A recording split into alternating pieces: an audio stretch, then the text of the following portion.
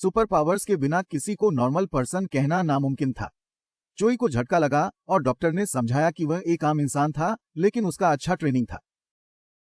दबवर्स द्वारा संचालित।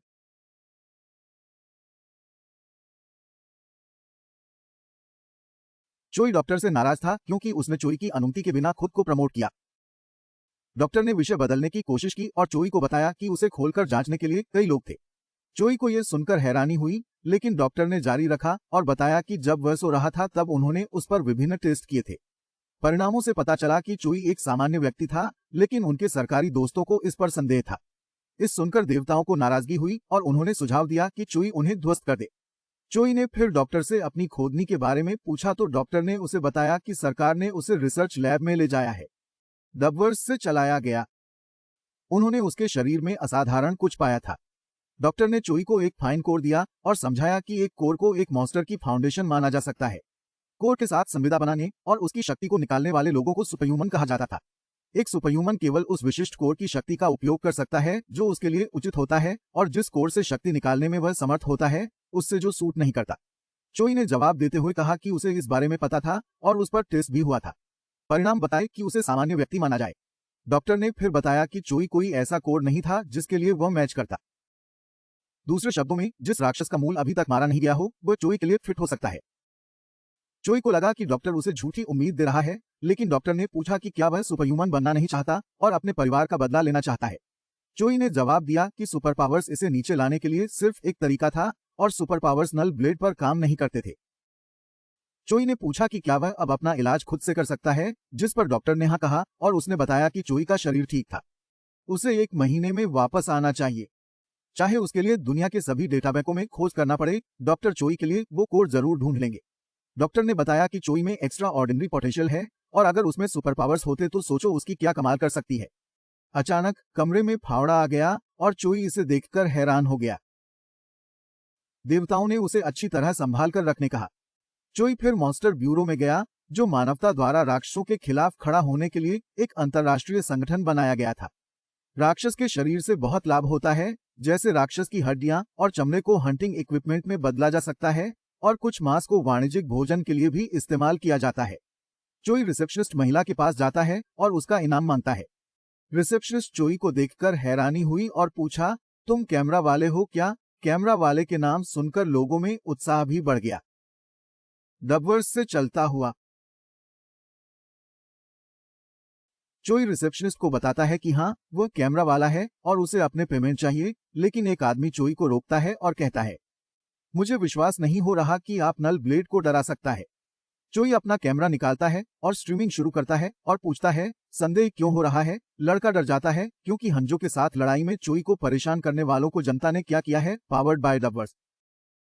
अब चोई अपने दर्शकों को बताता है कि वह मॉन्स्टर ब्यूरो में इनाम के इंतजार में है। रिसेप्शनिस्ट चोई को कुछ पेपर्स हैंड करता है और जब चोई उन्हें पढ़ता है तो वो पूछता है, मैंने कितने मॉन्स्टर्स को किल किया है और मेरी शवेल इनाम में शामिल नहीं है। अब चोई अपने दर्शकों को बताता है कि ब्यूरो धोखा दे रहा है और उसके इनाम का हिस्सा नहीं मिल रहा है। उसे लौटाने की जगह उसका फावड़ा सूची में नहीं है और उनकी योजना है कि वे उसे छीन ले।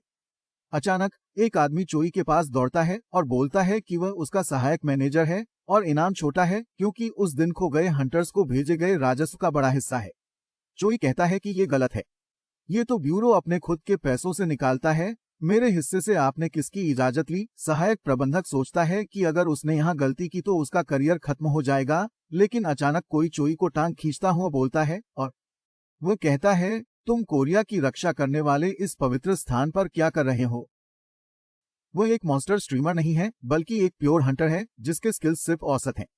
हालांकि वो विशेष है क्योंकि वो पुरानी पीढ़ी का हिस्सा है जो पहले राक्षस आक्रमण का सामना करने वाली पीढ़ी से है, जो शिकारियों को वर्तमान में कठिन परिस्थितियों से ज्यादा कठिन है। उन्होंने शिकारियों की नई पीढ़ी को अतीत की घटनाओं से बचाने के लिए नेतृत्व किया था और अब वे शिकारियों के मानसिक आधार हैं। पार्क जिन चोंग ने पूछा कि चोई ने शिकारियों के बिना अब तक कैसे जीवित रहा है जो उसके लिए मर गए थे। तब चोई ने कड़वी हंसी भरे जवाब दिया। वो खुलासा करता है कि जिस दिन उसके परिवार का वध किया गया था उस दिन एक भी व्यक्ति ने उसकी मदद नहीं की और सरकार ने एक मिसाइल हमला भी किया जहां वह रहता था। पार्क जिन चोंग को यह सुनकर हैरानी हुई कि चोई एक हंटर नहीं है बल्कि एक आम इंसान है जिसने नल ब्लेड का सामना किया था। चोई फिर मैनेजर की ओर मुड़ता है और अपना इनाम मांगता है। वो केवल अपना फावड़ा और एक बफ रस का एक सिंग लेना चाहता है। प्रबंधक को चेतावनी देता है कि वह अपने फावड़े के साथ कुछ भी मजाकिया न करे। मैनेजर को चोई के बैग में शोवेल देखकर हैरानी होती है, क्योंकि उसे लगता था कि वह इसे रिसर्च लैब में देखा था। अचानक कोई भीड़ से चोई का नाम चिल्लाता है और वो कोई और नहीं बल्कि बेवकूफ शिकारी इलम होता है।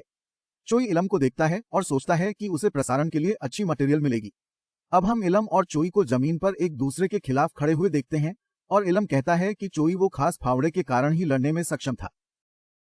चोई पूछता है कि क्या इलम सिर्फ इस तरह की बकवास करने के लिए आया है, जिस पर इलम कहता है कि चोई कुछ खतरनाक है और उस फावड़े के साथ भी एक सामान्य इंसान के लिए वह करना संभव नहीं है जो उसने किया। चोई का सुझाव है कि वे नंगे हाथों से मर्दों की तरह लड़ें, लेकिन इलम बताता है कि उसे कोर के बिना लड़ने में दिक्कत होगी। चोई इलम को अपने कोर का उपयोग करने देने के लिए सहमत है। डबवर्स से चलाया गया। वह गूंथी हुई लपटों के साथ हमला करता है, लेकिन चोई आग की लपटों के बीच कूद जाता है जब तक वे टकराते नहीं। चोई इलम की ओर कूदता है और उसके चेहरे पर मुक्का मारता है, जिससे उसके दांत टूट जाते हैं। चोई उसे चेतावनी देता है कि वह नुकसान के मुआवजे के लिए न मांगे, अन्यथा वह उसे मार देगा। चोई अपने दर्शकों को बताता है कि ये इलम की स्कूली शिक्षा का अंत है और वह कहता है कि थुम्बिलिना को कल तक उसका इनाम मिल जाएगा। अचानक चोई के कंधे पर एक चिड़िया आ जाती है। चोई को पक्षी देखकर हैरानी होती है, क्योंकि वह एक बच्चा क्रोकल है। चोई क्रोकल से कहता है कि दूसरों के कंधों पर बैठना अच्छा नहीं होता, लेकिन क्रोकल चोई के प्रति स्नेह जताता है तो चोई उसे रख लेता है। मैनेजर, जो छायाओं से सब कुछ देख रहा था, बात करने का मौका ढूंढता हुआ चोई से बात करना चाहता है और बताता है कि एसोसिएशन उसके साथ अच्छे संबंध बनाना चाहता है। प्रबंधक बताता है कि उन्हें पता है कि चोई किराए के घर में रहता है, इसलिए एसोसिएशन उसे एक घर उपहार में देने वाला है, लेकिन अचानक क्रोकल का बायां सिर चिल्लाना शुरू हो जाता है, जो एक बुरा संकेत होता है और चोई को लगता है कि कुछ बुरा होने वाला है। यहाँ होता है। डबवर्स से चलाया गया। अचानक कुछ आसमान से आक्रमण करता है और हम देखते हैं कि सूअर जैसे राक्षस और पक्षी उन पर हमला कर रहे हैं। गार्डों ने सभी को एसोसिएशन आश्रय में भागने के लिए कहा और सभी लोग इमारत की तरफ भागते हैं, लेकिन एसोसिएशन लोगों को अनदेखा करते हुए दरवाजा बंद कर अपनी बचाव करती हैं, राक्षसों से बचाने की जगह। एक राक्षस एक लड़की पर हमला करने जा रहा था, लेकिन चोई ने जल्दी से उसका बचाव किया और उसे आश्रय में भागने के लिए कहा। चोई कैमरा चालू करता है और कहता है, मैं एक्सटेंडेड स्ट्रीम शुरू करने वाला हूँ। चोई कहता है कि वह एक मॉन्स्टर स्ट्रीमर है जो नागरिकों की सुरक्षा के लिए लड़ता है, तो कृपया लाइक, कमेंट और सब्सक्राइब करें। लेकिन चोई के लिए मॉन्स्टर्स की संख्या और भी खतरनाक थी। उन राक्षसों में से हर एक हाथी जैसा था, इसलिए चोई ने राक्षस के कमजोर स्थान पर हमला करने की योजना बनाई। उन राक्षसों के कमजोर स्थान उनके पैर हैं, जो स्वर के भारी शरीर को संभालते हैं। पैरों से निपटने पर ही आप उन्हें आसानी से निष्क्रिय कर सकते हैं। चोई सोचता है कि राक्षस उच्च स्वर एक खतरा नहीं होगा यदि इसमें गतिशीलता नहीं है, इसलिए वह राक्षस के पैरों को काटना जारी रखता है।